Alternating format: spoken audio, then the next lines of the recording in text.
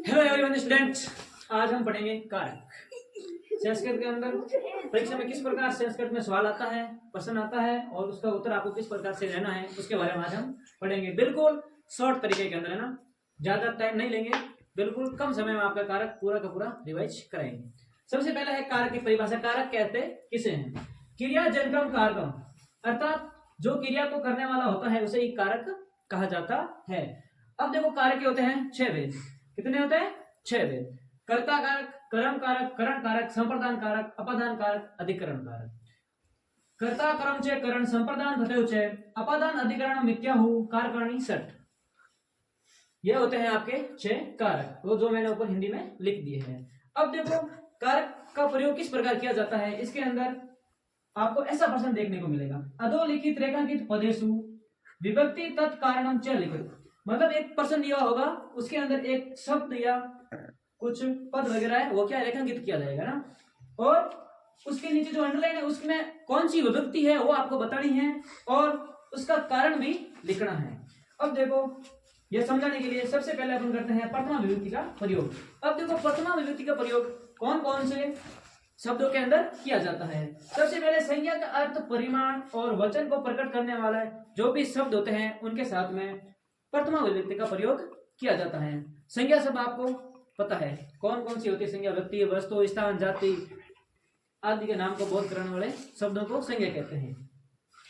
इति शब्द के योग में प्रथमा विभक्ति का प्रयोग किया जाता है। कैसा भी वाक्य आ जाए, अगर उस वाक्य के अंदर इति शब्द आ गया, उस वाक्य के अंदर प्रथमा विभक्ति का प्रयोग किया जाएगा। कर्ता के योग में, कर्ता किसी काम को करने वाला, उसे कर्ता कहा जाता है। कर्ता के साथ में हमेशा प्रथमा विभक्ति का प्रयोग किया जाता है। अब उसके बाद देखो, संबोधन के अंदर, संबोधन यानी किसी को बुलाने के लिए, हे बालका, हे बालको, उसमें प्रथमा विभक्ति का प्रयोग किया जाता है। अब उसके बाद है द्वितीय विभक्ति। प्रथमा विभक्ति इति परीक्षा में इसमें से ज्यादा सवाल नहीं आते हैं, सबसे ज्यादा सवाल आते हैं परीक्षा में द्वितीय विभक्ति में से। अब देखो, द्वितीय विभक्ति में किस किस का प्रयोग करते हैं। सबसे पहले देखो, मैंने यहाँ पे कुछ शब्द लिखे हैं। ये शब्द आपको किसी भी वाक्य के अंदर दिख जाए तो उसके अंदर आपको सीधी सीधी द्वितीय विभक्ति का प्रयोग करना है। आपको लिखना है इसके अंदर द्वितीय विभक्ति है। अब उसका कारण भी कैसे लिखते हैं वो भी मैं आपको बताऊंगा। अब देखो, सबसे पहले द्वितीय विभक्ति लगती है कर्म के योग में। कर्म यानी जो करता है, क्या काम करता है, उसे बोलते हैं कर्म। यहाँ पे है साधु तपस्याम अक्रोध। साधु क्या कर रहा है? तपस्या कर रहा है। करना होगी उसकी क्रिया।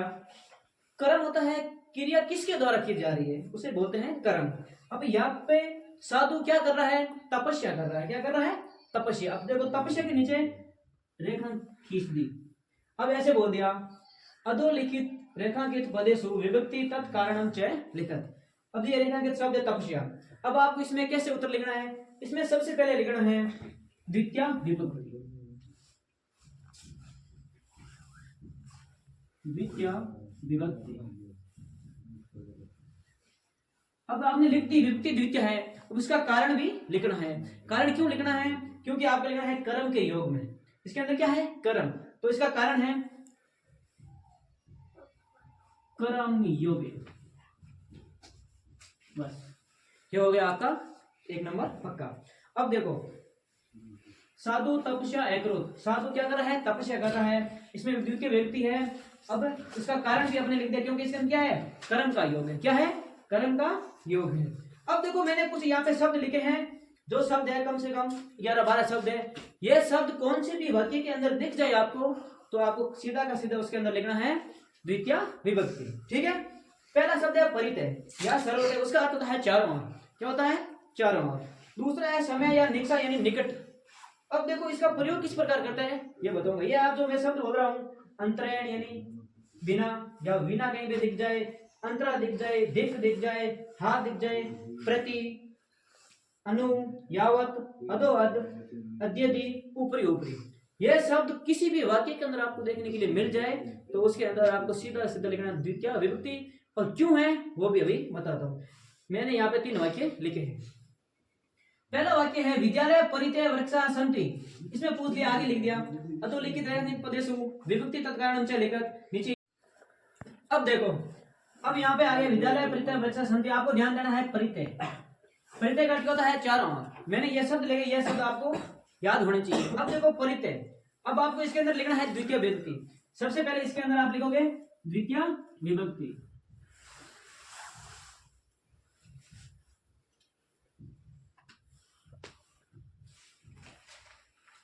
चलो आपने यहाँ पे विभक्ति लिख दी, द्वितीय विभक्ति है इस वाक्य के अंदर, क्यों है उसका कारण भी आपको लिखना है। परीक्षा में ऐसा सवाल आएगा। अब देखो इसका कारण यह है क्योंकि इसके अंदर किसका योग है, परितय का योग है। किसका योग है, परितय का योग है। तो तथा इसमें कारण लिखना है परितय योग है, परितय योग है, इसके अंदर परितय शब्द का योग है। अब आगे वाला देखो, जलम विना जीवनम नास्ति, जल के बिना क्या है, जीवन नष्ट है। अब देखो यहाँ पे आपको शब्द देखना है विना, बिना का अर्थ होता है बिना, अभी मैंने लिखा है, ठीक है। अब इसके अंदर भी कौन सी विभक्ति है, द्वितीय विभक्ति। इसके अंदर आपको क्या लिखना है, द्वितीय विभक्ति। इसका कारण क्या लिखना है, विना योग है। किसका योग है इसके अंदर, विना का। आगे वाला है प्रश्न, मंदिर ऊपरी ऊपरी ध्वजा अस्ति, मंदिर के ऊपर ऊपर क्या है, ध्वजा है। अब देखो यहाँ पे आपको शब्द देखने को मिलेगा ऊपरी ऊपरी, इसका अर्थ होता है सबसे ऊपर या ऊपर ही ऊपर। मंदिर के ऊपर ऊपर क्या है, ध्वजा है। अब इसमें भी आपको लिखना है द्वितीय विभक्ति।